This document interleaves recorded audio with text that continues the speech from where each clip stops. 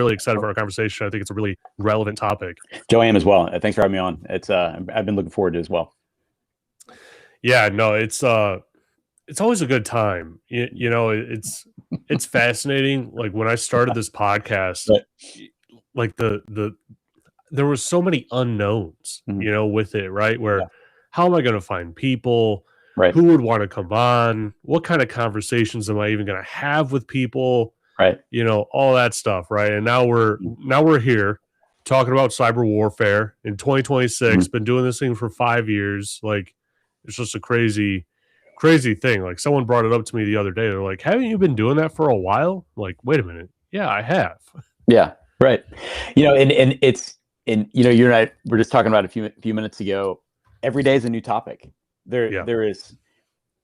I mean, you look back 15, 16 years ago, people didn't even want to buy. I mean, right in the middle of 2008, companies are consolidating. They're like, I don't even know if I want to have a good firewall in my environment. And then now, fast forward 16 years from now, I mean, it's the entire thing's changed, and it'll continue to. But now it's changing faster than I think, could ever imagine. Yeah, that is probably the biggest. That's the biggest challenge, right? I was literally, just talking about this with a company of how quickly it's changing. And security people are used to the environment changing rapidly. They're used to new topics coming out, having to master them relatively quickly. I mean, really, when we're thinking about it, when zero trust became a thing, right, you still had time to figure it out. You had 6 months before you had to realize how to spell zero trust, right? Yeah. But now it's literally like one day LLMs come out, the next day we're on Twitter or X looking at jailbreaks of LLMs that are leaking customer data and stuff like that, right? I mean, it's a crazy world right now. Right, it's crazy, and then you have Claude come around, it turns into OpenClaw, and you got people now, creating applications that have access to significant amounts of data that were not aggregated in the same place. I mean, the guy last week, hitting 7,000, vacuums, iRobots in people's homes, and having access to their floor plans and their microphones and everything else. Which, by the way, no one knew that there were microphones inside the vacuums, right? Yeah. So, I mean, unless those of us that take them apart knew, but not everyone else did. And so, yeah, it's moving extremely fast, and every day now you don't just have the issue of identity theft of an individual, you have identity theft of an AI agent that has access to all of these things. And man, it's going to be a wild ride over the next 5 years. That's a really good point. Identity theft of an AI agent, and well, maybe before we go further, right? Why don't we circle back and right? Why don't we circle back and hear how you got started in the space? Yeah. So I've been interested in IT things, right? Computer systems, since I was a little kid. My dad, I remember he brought a Commodore home, Commodore 64. We had a Tandy 1000. These floppy disks were something I was used to as a little kid. I wrote my first program out of a magazine, and it took me 2 or 3 days to write this in, because I'm just, and finally get it to work, and it prints an ASCII version of a wizard on the screen. And I thought it was the coolest thing of all time. I'm like, this is the most amazing thing ever. And I just got excited about it. And I, as a kid growing up, my dad, I remember we built our first 386 with a turbo button, and we had a plotter, and we printed out the space shuttle. There was a thing back then, and it was just this cool time of seeing things you thought about go into something and then have it come out onto a piece of paper in a tactile way, right? And got to go to BBSs, and you get into BBSs, go to meetups, saw people writing programs, and it was just this whole new world that I could create something. but I never thought about it as a career. The craziest thing, right? And then fast forward, got a job at an ISP and started, dial up. We were competing with Amazon and just all sat in the pit. We were doing tech support, trying to get people connected to the internet, trying to figure out how to make those things work, get people on.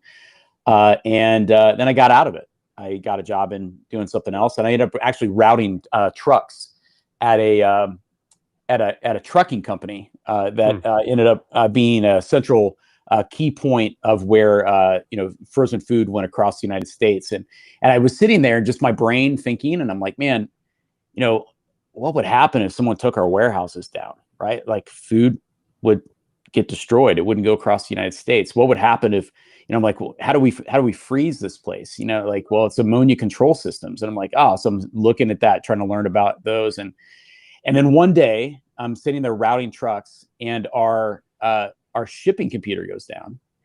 And I start hearing my GM screaming, and he goes, man, we're losing $100,000 an hour. Jeez. I'm like, why? He's like, I got trucks in the yard that they're frozen and they're thawing out. I've got trucks that are not shipping around. Like we've got to solve some of this stuff really quickly. I don't know what to do. And our closest IT team is 4.5 hours away. And I'm like, whoa, really? And he goes, yeah. And I'm like, well, I can go fix your computer. So I start walking down there, and he actually yells at me. He goes, I just lost 25 grand, run. And so I run down this dock, and I reseat the RAM, take some dust out of it, and it works. And by the time I got back to my desk, I had a job. And one of the first things we had to do was deploy new firewalls and switch over from hubs into switches. And it was the coolest thing. And, to me, but what really blew my mind is these ammonia control systems. Because when you put firewalls in and you start having logs, you start looking at these things, you start seeing that people are actually trying to attack these systems. And these systems have valve controls. And if you could take over the Windows 95 machine that runs them, which even today, a lot of these are run by Windows 95 machines, you can open that valve and release ammonia and melt people's lungs. And that was the moment for me. That was my impetus moment where I realized that all these amazing things that I saw as a kid, that, making new things, making programs, all the opportunities to just create something out of nothing, that there was a counterpart to me that was evil. And they were so evil that they would remotely want to melt people's lungs they've never met. Yeah. And that blew my mind. And that made me go, okay, I gotta do something about this. So my career just progressed, became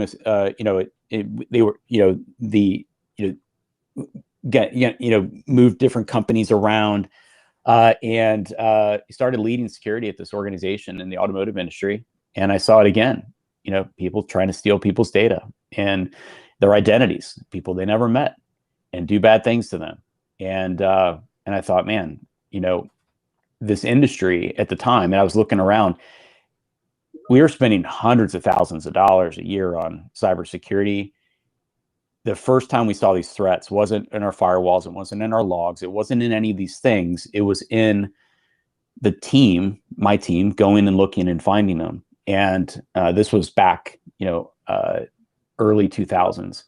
And what we really got to realize is that a lot of what the cyber industry was doing was really post-breach event analysis.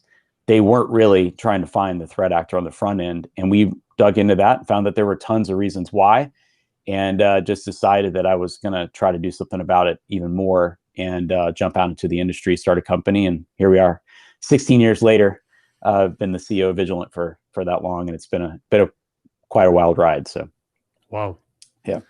It's interesting how you put it that way, right? Where some random person would take over a controller, melt people's lungs that they don't know, probably halfway around the world, right, for no reason.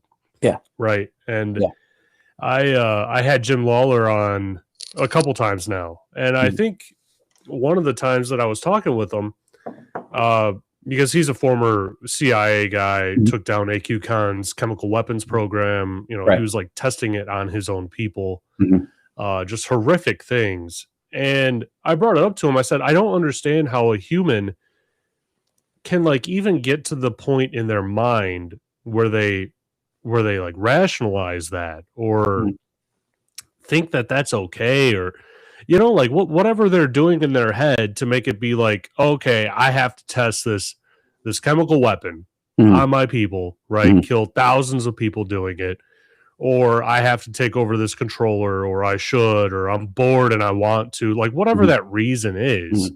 I just don't understand how someone's mind can get there. And he said, he literally told me, he said the only thing that we could even relate to it is like their brain is just wired completely differently. Because 99% of the population would never do that. They would never consider even doing that. But it's that 1% where, I mean, and he was like theorizing. He's like, maybe it's a chemical imbalance. Maybe it's their upbringing, like whatever it is that rewired their brain to make them think that that's like acceptable in some way, you know? Yeah. There's, it's been an interesting roading for me the last couple of years. With Vigilant, when we started, one of the things we wanted to do is really, do cyber well, keep companies in business. We've been able to do that in amazing ways. But then we wanted to take our profit. We decided never to have any outside investors, and on purpose, because we wanted to be able to control what the path we were taking to make sure that we weren't devaluing cyber to the end user. But we took our profit and we invested it into orphan care. And in the last couple of years, we've been investing that into anti-human trafficking efforts. And I became a human trafficking investigator. Went down to the International Association of Human Trafficking Investigators last year. And so I'm just a couple years into this world. But I think it's related to what we were just talking about there, is that there's these stages that people go through. When you're attacking someone remotely, there's almost this dehumanization of the person on the other end. You're not seeing them face to face. You're not seeing them, in person. You don't know their name. You're just flipping a button or a switch, and it just shuts something down, right? A couple years ago, we had a baby die in a ransomware attack. The umbilical cord was around her neck, and the alerting didn't happen to alert the nurses, right? I'm sure the ransomware group didn't intend for that to happen, right? But it still did. When you get into the world of human trafficking and things along those lines, you start to see that mindset go from this dehumanization into this physical, like, face-to-face world. And I think to your point, I think someone's mind just degrades over time, the more and more that they do something along those lines. And I think we're wired as humans for greater and greater rushes in some ways. And I think that's how that starts to happen. But it is a weird thing to me, because it's not something you and I wouldn't just go want to flip a switch and just take down an entire organization or potentially kill people. It's a weird thing that someone would, but it is a thing that good men and good women and good people have to step up, and they have to realize there is this evil thing out there, and they are driven in a different way with the same technology that we are driven with, and we have to find ways to fight it. Right. Yeah, we're kind of playing with the same tool set at this point, right? One's using it for bad and one's using it for good, and they're kind of going up against each other, right? Right. And we're both creators. Like, isn't that crazy? I mean, we're creating, and we have the same passion about the technology. Yeah. We stay up all night doing it, right? But for different reasons. Yeah, it's the human trafficking that you mentioned. I mean, that's just, I feel like that's one of the like most horrific things that could happen. Like I guess I'm a young dad. I got 2 kids now, right? And right around when my firstborn was born, I think that movie like Sound of Freedom came out, right? Yeah. And I mean, I don't think anyone walked out of that movie theater like with a dry eye, right? Like that is just crazy to think that something like that even exists in this world. Yeah. And I was talking to a friend who's, kind of on the other side of the spectrum, so to speak, from me, and he's like, yeah, it's getting over emphasized right now in the media or whatever, and it's not that common and this and that. And he, to his credit, I think he was trying to stay positive mentally around it. That's probably a really hard thing for people to understand. Like, oh, this is actually something that's a little bit more common than uncommon. You know what I mean?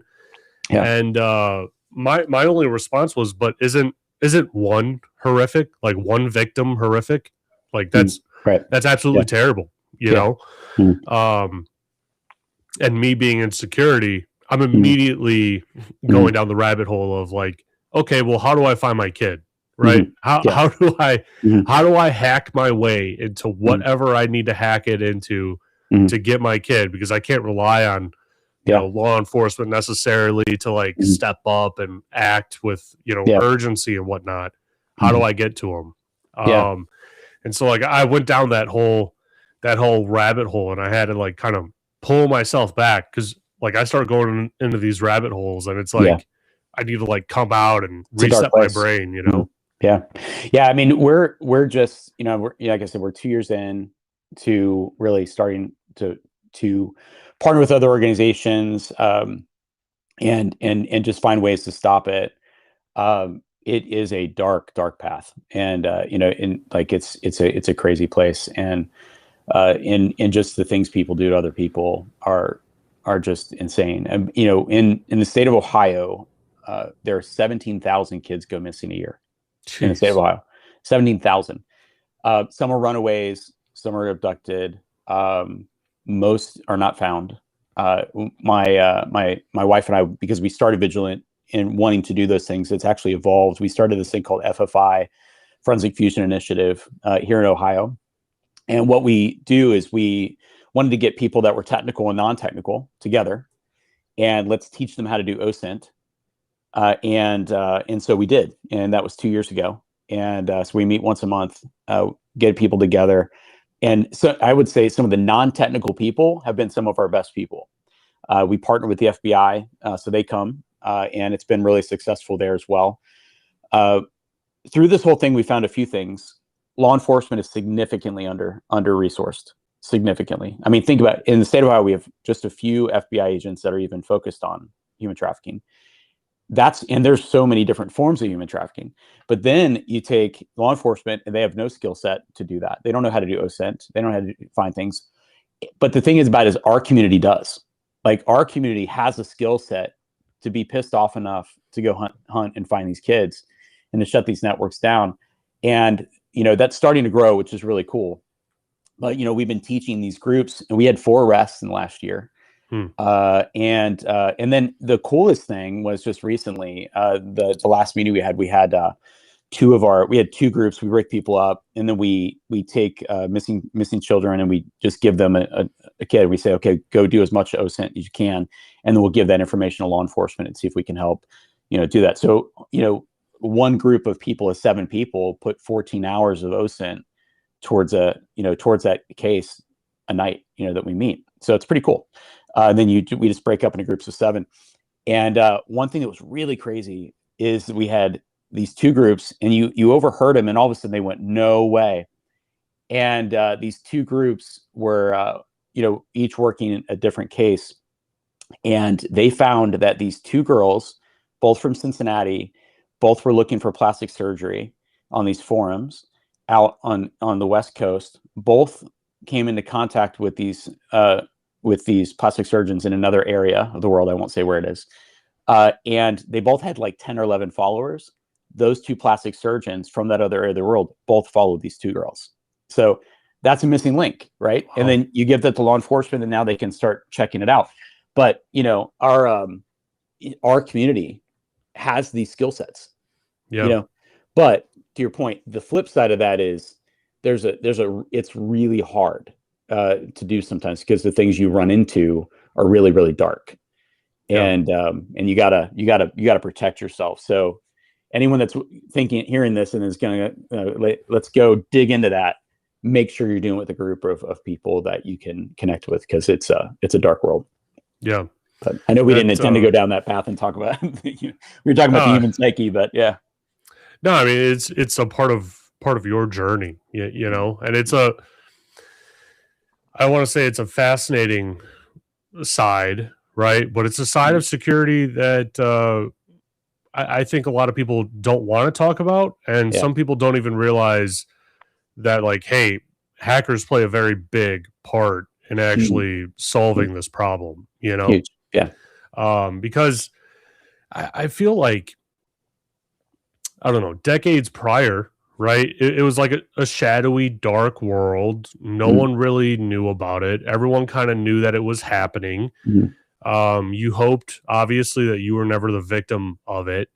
Um, but there wasn't like a band of hackers that are tracking these people or Mhm. trying to investigate them or anything like that. Law enforcement is only so big. They only have Yeah. so many resources, and Right. especially, with different cities defunding the Mhm. police or limiting the budget and all Mhm. that sort of stuff, like it's like, hey, are we going to pay for one more person on the child sex Mhm. trafficking team, Mhm. or are we Mhm. going to pay this other cop's overtime? I mean, that's Right. the Yeah. Right. balance that they're doing, right? Right. Right. Both are needed. Both are Mhm. absolutely needed. Mhm. Yeah. Um, so yeah, it's interesting, and maybe my only experience with OSINT. I don't want to say my only experience, but I was talking to someone and they got kind of like frustrated with me because I was saying like, hey, when you challenge a hacker, like th- there's something wrong in our brains as hackers that like when you challenge it, you know, they immediately start to try and prove you wrong, right? Mhm. And someone was challenging me like, oh, you can't find me on social media, you're not going to be able to track me or find any details or anything. And I was like, what? Like, what are you doing right now, right? Right. And Yeah. right in front of them, I just like pulled up their home address, their phone Mhm. number, like Right. all this Yeah. information, Right. right? And I was like, I Yeah. just did this in 10 minutes. Mhm. Like, you weren't hard to find, you Yeah. know? Right. And I also emphasize, I'm like, I'm not a hacker. Like, I Mhm. don't do this for a living. Mhm. I Mhm. I do this for fun, right? Mhm. Mhm. Um, so yeah, it's it's Mhm. it's an interesting world, especially when you Yeah. challenge people with that mindset, Mhm. Yeah. what Yeah. happens. Yeah. Big time. And you look at that industry, right? It's like 236 billion annually in illegal profits.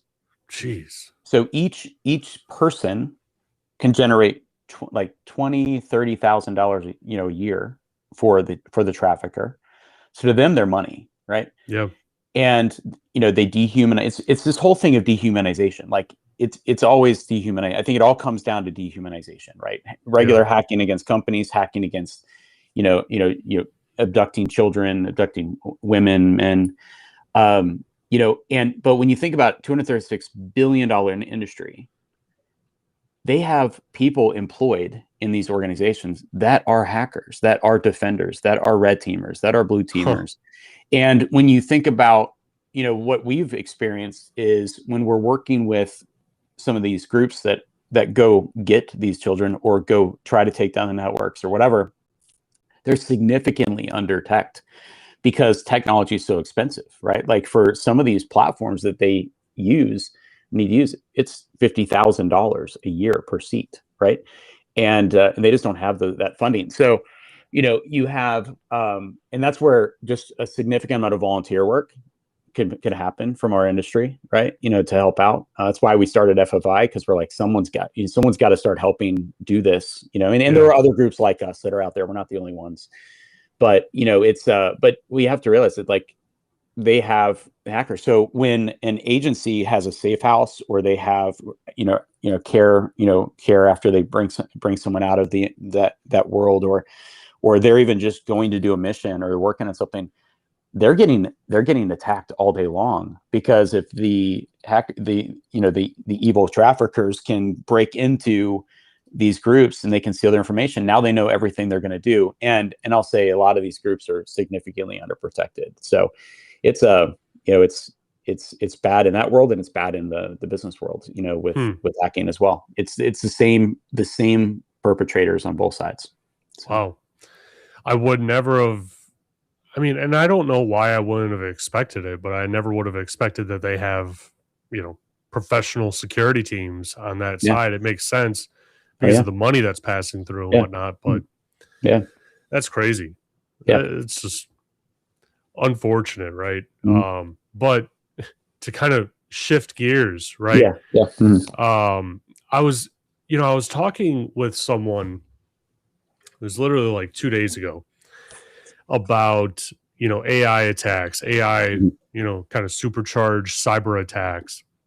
And I had someone on the podcast a couple months ago who he literally used to work for Kaspersky. The episode's probably going out on Monday. Nice. I'm excited. And he was talking, he was talking about, how essentially like all that he does is break down and reverse engineer these attacks and malware and whatnot.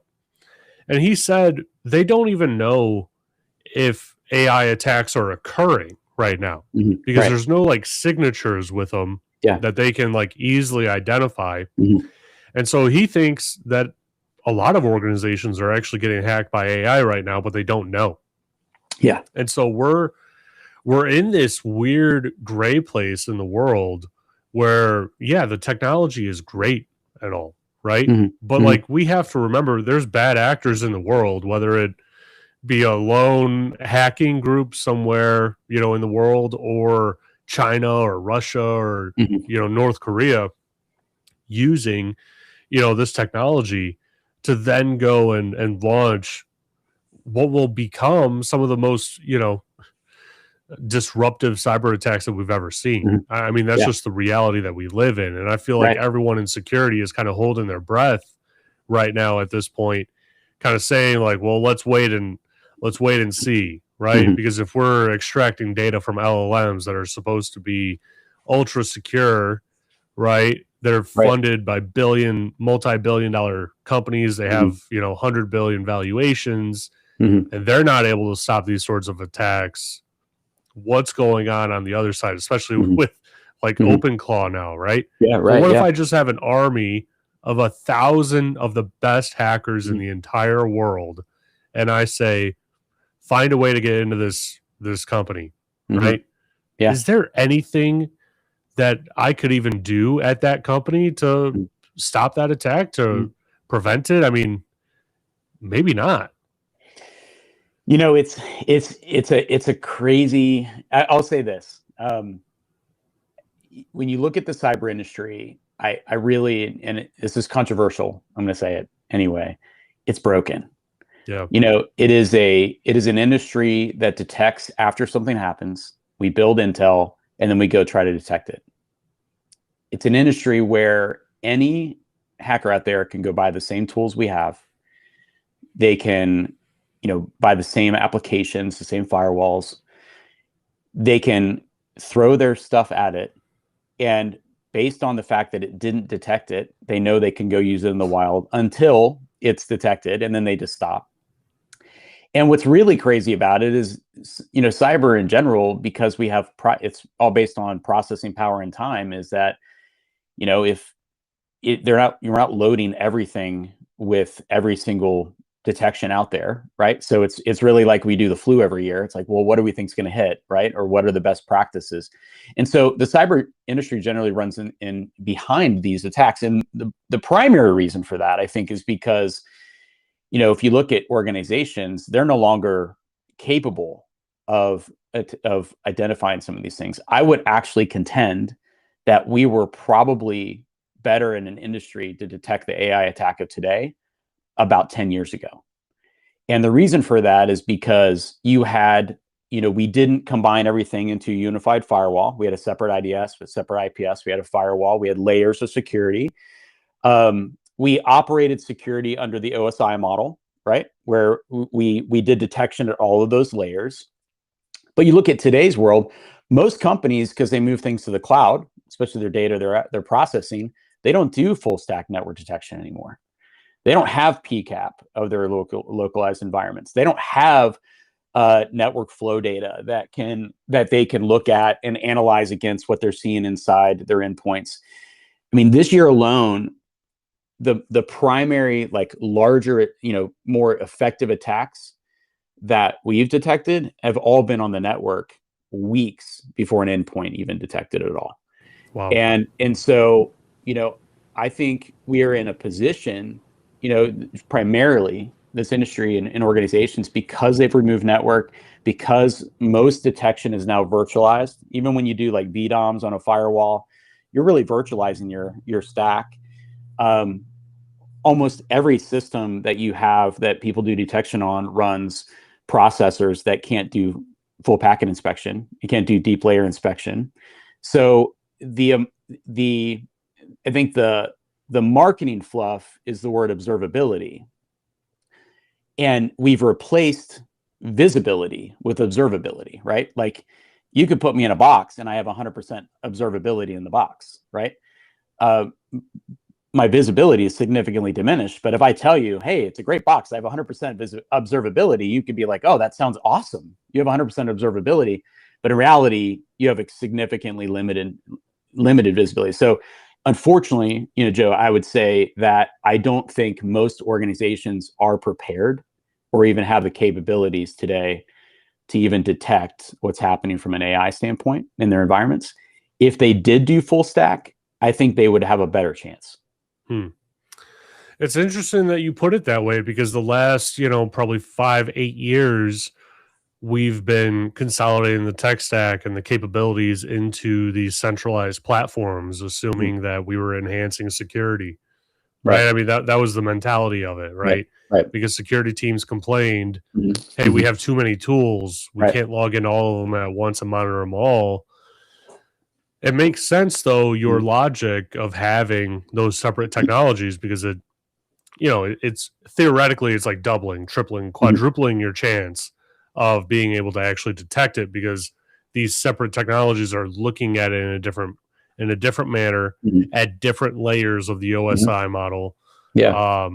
I mean, I almost feel like the OSI model is almost extinct at this point to some extent, right? I mean, like, unless you're living in the Stone Ages and you're solely on-prem, then I guess the OSI model matters.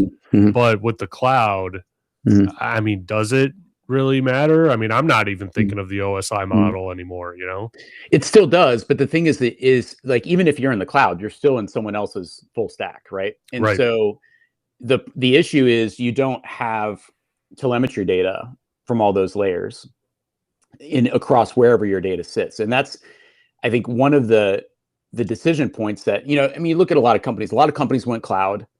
The cloud they were really looking for was really just leasing someone else's servers. They weren't looking for hyperscalers, right? But they bought hyperscalers, and that's why their cost hyperscaled, right? And now they're like, oh crap, our costs are so high. What do we do? But the other part of it is that a hyperscaler by nature is spinning up servers, turning them down, putting them all over the place.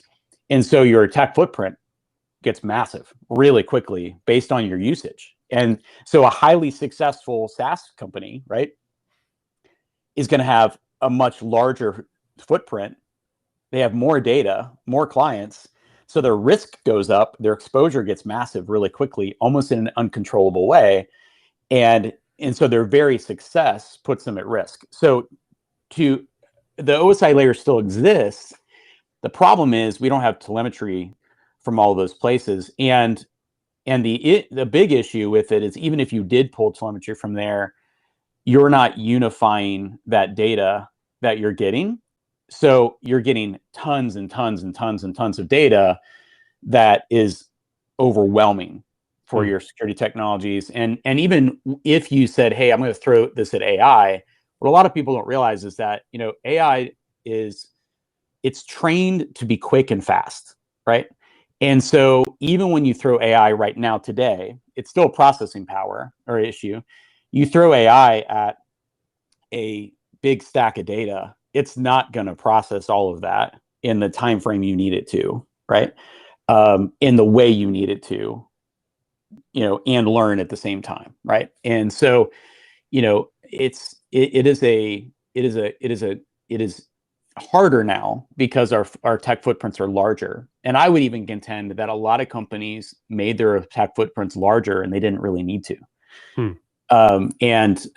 Because they approached the growth of their organization in a way that was more, like I said, hyperscaler, minded, instead of really I just need to lease some servers somewhere because I don't want to have a data center in my office, and I want higher availability, right?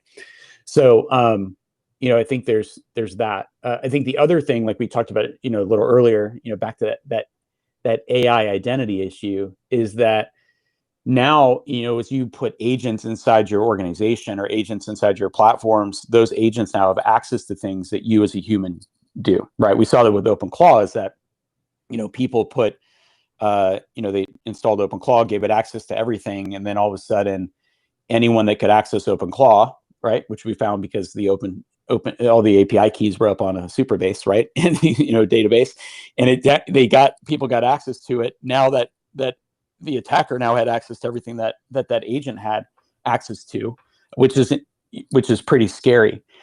But when you look at how some of these systems run, even Kaspersky, for instance, right? And I'm so excited to hear that your talk, but the U.S. government got crazy about Kaspersky because it was running as an it had to run as root on every system that was out there. So, what if someone compromised Kaspersky, right? Yeah. And now what we're doing is this exact same thing. We're putting AI agents on our laptops, on our systems, on our Mac Minis, wherever. We're giving it admin access. Well, what happens if that AI decides that, hey, I want to unhook the EDR process for a few minutes so I can execute something because the EDR is in my way, right? And then it runs it and puts it back. Well, that's exactly what an attacker does with EDR, right? So you have so now if I'm an attacker, I can take over that AI agent. I can just tell it to unhook the EDR, and now your EDR is not going to see anything at all. So that's why going back to these full stack layers is that, AI is happening at crazy rates. It's making changes that you don't even know. And if those changes create an open hole that you don't know is there, you're just not going to know at all. Wow.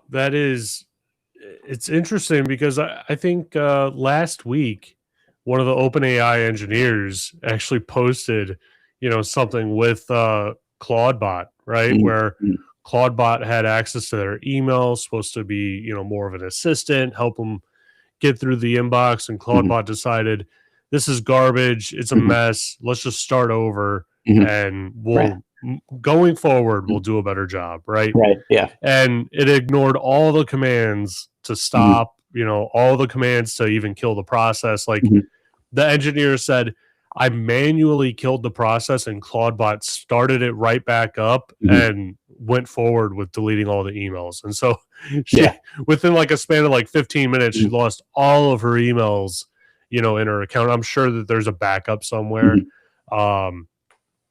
But that's a crazy, it's a crazy thing to think too. And I was going to install it myself on like one of my MacBooks, and in the prompt, it said, this will give it full access to disk. Yeah, right. And I said, full access to disk? I can't limit this thing? Next, finish. Right. Yeah, right, yeah. I immediately stopped. Right. And like my neighbor, because my neighbor is also in IT, he went and bought a Mac Studio, and he's throwing it on there. And I was telling him, I was like, you got to be careful with that thing, because it needs access to everything. If it has access to everything, and it just determines it doesn't need it, it'll just remove it. Yeah, right. Yeah, and it's awesome. I mean, you can, we've installed it, we've tested it out. We've been coding with AI for a while, within context and things like that. Yeah. You have to really understand context. You have to understand long-term memory and storage and context for the agent. Like, there's a lot, and we should absolutely be adopting it in the cyber industry. You should absolutely be adopting it in coding practices and things along those lines. But you have to. It is the Wild West right now, and you have to adopt it in a methodical way, and because it will do exactly what you tell it to do, right? And if you give it full access and it thinks it has full access, it's going to go do things to do what you asked it to do, and we have to not be naive in that aspect. Just yesterday, an article came out yesterday that if they did AI simulations with nuclear warfare, And in 95.6% of the simulations, there was global thermal nuclear war annihilation, right? Yeah. We saw it in, War Games. If you ever watched that movie, I watched, it came out when I was a little kid. That was fascinating to me. Silicon Valley literally had an episode on this very thing, right? Where Anton, their AI, deleted all their code Yeah. because he said, hey, clean up our bugs. And it thought the easiest pathway to do it was to delete all the code and start over. And so, a big cloud provider, that just happened, a 13-hour outage to them, about a month ago, caused by that. So, it's a good thing. We should not be afraid of it. We should adopt it and help us maximize it. But I do believe, back to that dehumanization, it all comes back to these things, is we have to realize, I believe humans have an innate aspect to them that is not replaceable by a machine. And so if we find ways to accentuate that innate uniqueness, and not replace the value of a human, but 10x it, I think we will. I think that's the end game here with AI. I think we're going to see a lot of, because it is the Wild West, you're going to see a lot of people replacing people with AI. I think we're going to come back and go, that was a bad idea.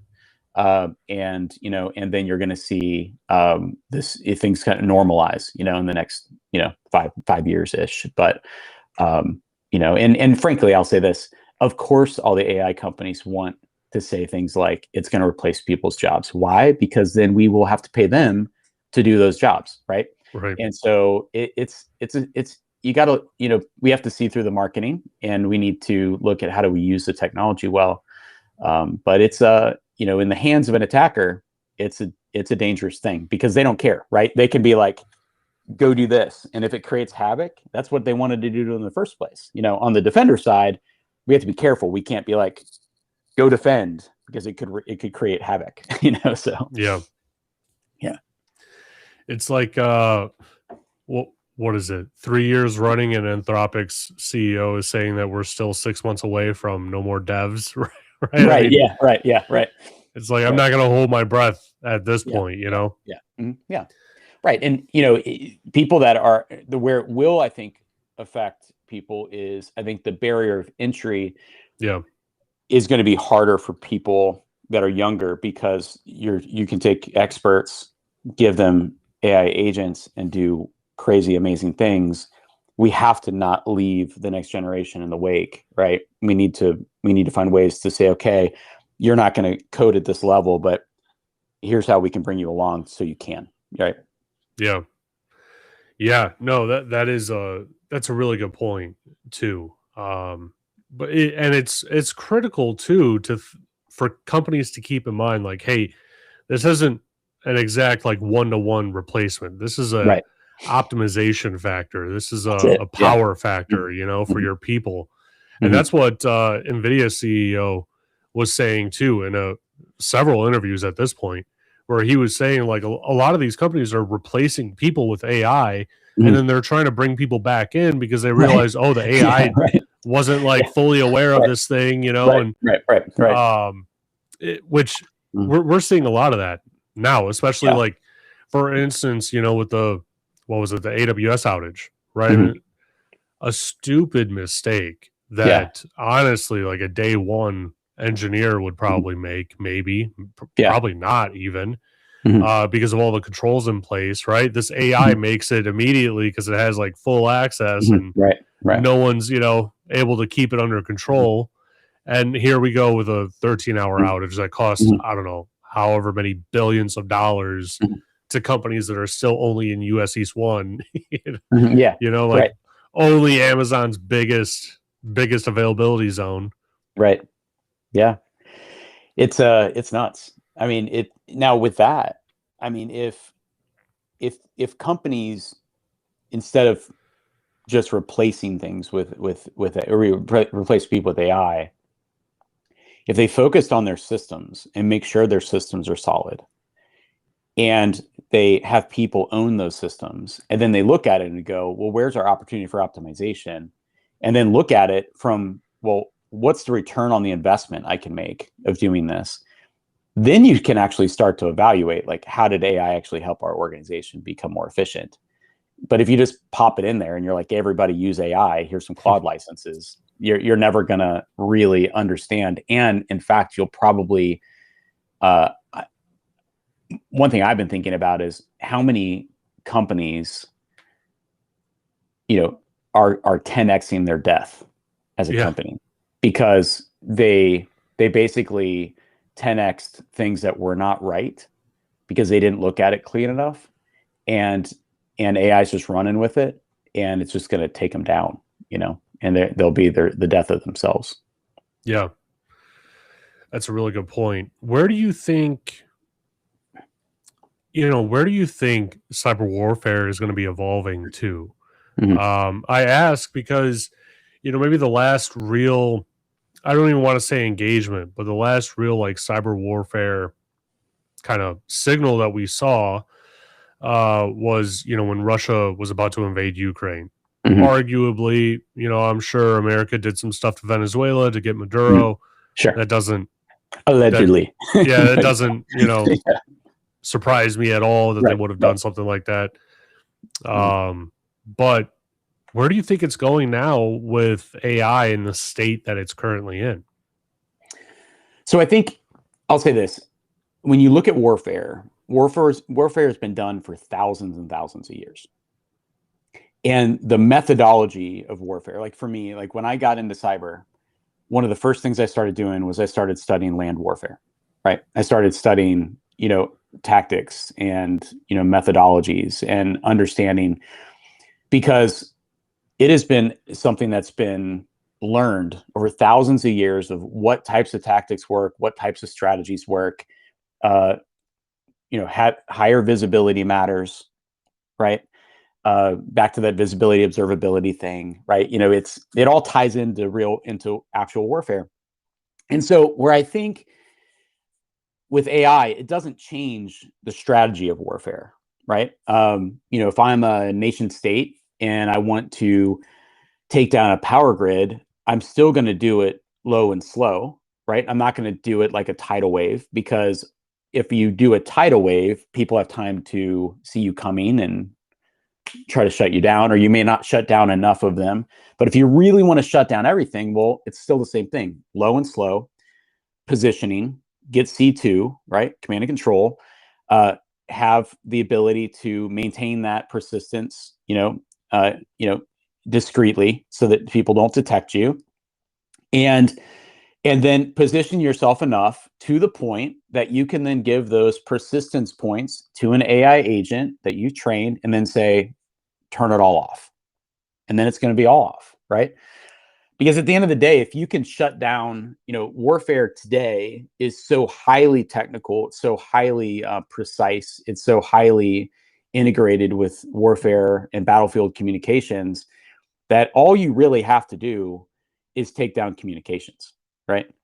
To take down, to shut down war systems. If you're going to take down a nation, you shut down their financial system from an internet cafe somewhere, right? If those still exist, right?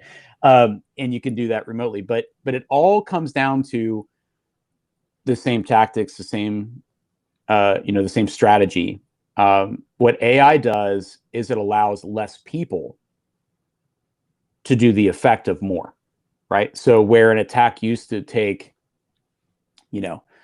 maybe 200 hackers, it might take one now, right? With 200 agents. So what it does is it puts, similar like when the Soviet Union broke up, a lot of these factions, that made up the Soviet Union, they weren't getting paid anymore. So they became, organized crime units, right? And all over the world. And so you're now making it to where the amount of people it takes to do something is less on the evil side. And I would say the second thing to that, so the first thing is you have more empowerment, but the tactics and strategy haven't changed.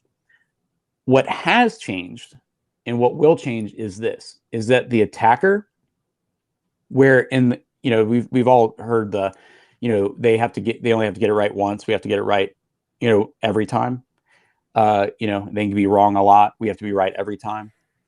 That that's what's changed in the fact that, what AI has done is it's compressed time.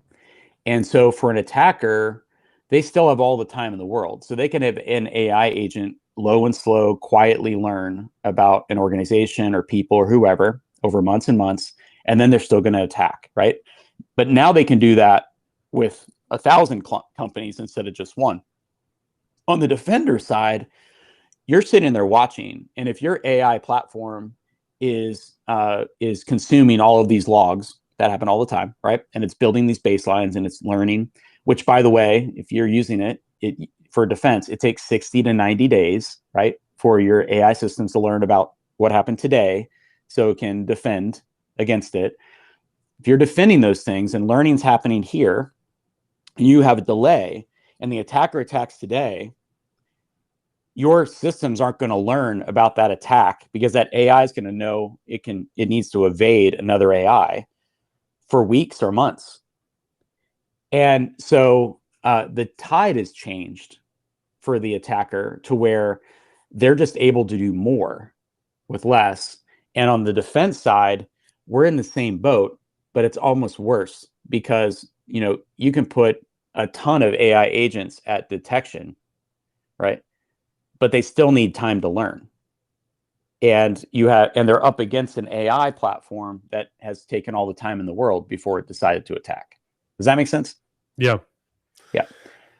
So I think cyber warfare is going to get real crazy. And I think people are going to have to realize, like we said earlier, you got to start doing more full stack detection. You're going to have to start getting rid of the fads in cybersecurity. You are going to have to, minimize your attack footprint.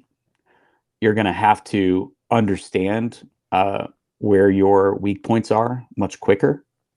And I will say this, all the compliance in the world isn't going to make a company secure.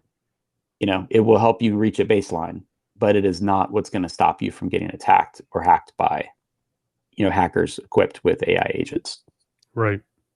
I feel like almost compliance has, to a degree, held back security even, right? Because now organizations are purchasing technologies, doing all these initiatives and whatnot, really around the compliance requirement, rather than, taking that extra step and saying, okay, we're going to do X. It's not even included, in the compliance part, but we're going to do this because it secures it in this way, Yeah.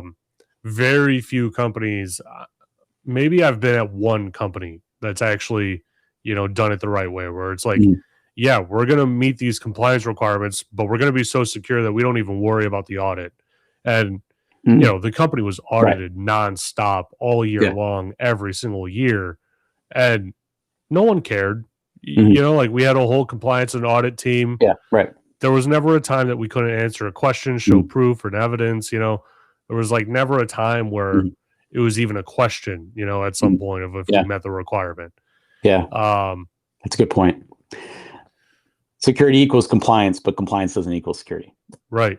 It just means that you met some checkbox, some checkbox, and I've seen companies, from the inside that literally just meet the compliance requirement, and then they start, turning those tools back off to, make sure that their environment operates because they never took the time to, configure their environment properly. Yeah, right. That's definitely something. So would you say, would you say that if a company is worried about passing an audit, then they're probably nowhere near secure? Yeah, that's safe to say. As a security professional, when I'm owning a domain, when I'm owning, whatever it might be, right? I mean, I know that thing inside and out. I know what compliance controls it's going to meet. I know which ones it's going to struggle with. I know which ones I have to answer with what evidence and whatnot, right? As an organization, if you're struggling to meet those requirements, because it is typically such a low bar, I mean, auditors are so flexible too a lot of the times. They'll be like, look, can you just show me something with this kind of permission? They're not even looking for context a lot of the times. Yeah. If you're worried about being able to prove that, I'm really worried about your overall security posture. Yeah, right. Do you think that AI will replace auditors? Yeah, probably. Yeah. because well, they would have to change how they do things.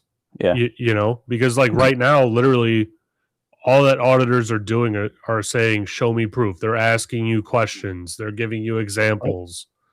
Right. That's nothing that an AI bot can't be trained to do in 60 days. And now they know, okay, for this compliance requirement, you ask this question, you should get this proof. It doesn't even have to check the proof. Maybe a human on the back end checks the proof, you know?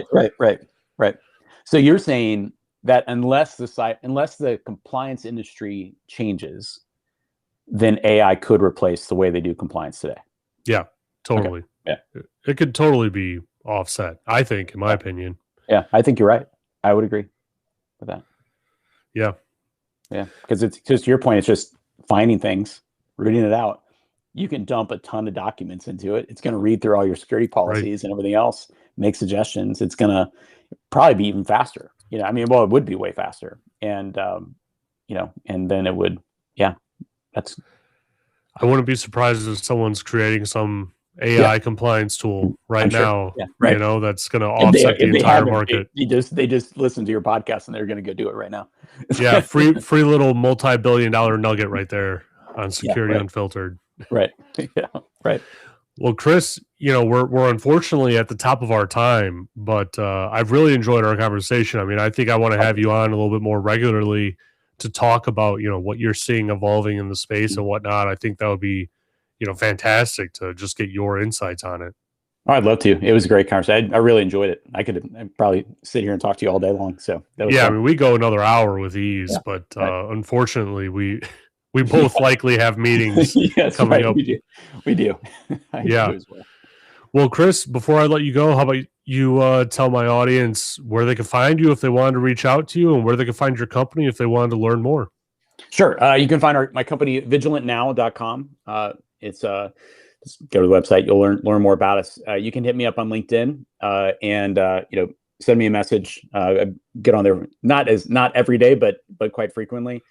And I'm actually starting. Just got cybersecurity CEO up on TikTok, Twitter, and YouTube. So I'm going to start doing some more content there. I've actually been heads down defending companies for 16 years and haven't really done a whole lot there. So, but hit me up on LinkedIn if you're interested in FFI. We did do them in closed sessions last year, the Forensic Fusion Initiative, where we just teach people OSINT and we pick some cases and we go after it. I would love to chat with you about that. So you know, hit me up on LinkedIn. And you know, we have a meeting coming up in March, the first meeting of the year. We took the first 2 months off, but we do those remote. We allow remote attendees now. So if you're interested in helping there, let's go find some missing people. It's you know, this cyber industry really has a skill set to do this, and we just have to be willing to put our time towards it. Yeah, absolutely. Well, thanks everyone. Everything that he just mentioned will be in the description of this episode, so make sure that you go check it out and, you know, learn more if you're interested in that sort of thing. Well, thanks everyone.